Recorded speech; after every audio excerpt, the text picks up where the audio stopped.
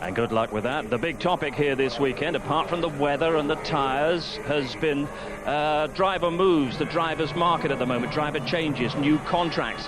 And Louise can tell us exactly what's been going on.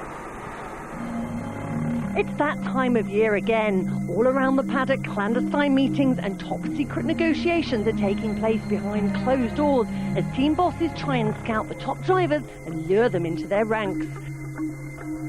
And we're starting to see the branches of those negotiations bear fruit. But at Sauber, it's come as a crushing blow for Jacques Villeneuve. The team says he's suffering headaches after his Hockenheim shunt and has stood him down, maybe for good. Robert Kubica has already impressed here in Hungary as he steps up from his usual testing role. But will he get the drive full-time in 2007?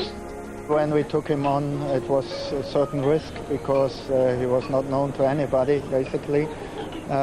We know now the risk paid off, and certainly we want to have him with us for in the long term. Williams has just announced it's taken up its option on Nico Rosberg. No surprises there, but confirmation that Alex Wirtz will drive the second car next season came as a bit of a shock.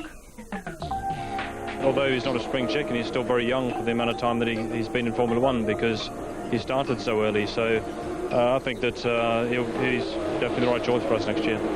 So what about Williams' current driver, Mark Webber? Well, it seems like he's Red Bull bound. In the coming week, the team is expected to announce that it's signed the Australian and re-signed David Coulthard. We want to put the best two drivers in the car that we can, and you know, Red Bull is a pretty attractive team at the moment with an Adrian Newey car coming next year. There's quite a few guys in the pit lane that would like to be behind the wheel. Webber had been linked to Renault as he's managed by Flavio Briatore, but so's Renault's hot young tester Heikki Kovalainen, and it looks like he'll be the man racing alongside Giancarlo Fisichella next season. The team had been holding out for another hot Finn, Kimi Räikkönen. McLaren would also like to retain him to run alongside Fernando Alonso next season. But it looks like Kimi's slipping out of their grasp, and if so, they'll stick with one of the three drivers already in the McLaren stable: Pedro de la Rosa, Gary Paffett or Lewis Hamilton. Well, I can tell you that Fernando Alonso is in one of the seats, and I can tell you we've got some good options with Pedro, with Gary and with Lewis. Kimi is an undecided future at the moment. I think we're talking to Kimi, we know others are talking to Kimi, but in the event that Kimi's fortunes lie elsewhere, then I think we're in a very strong position.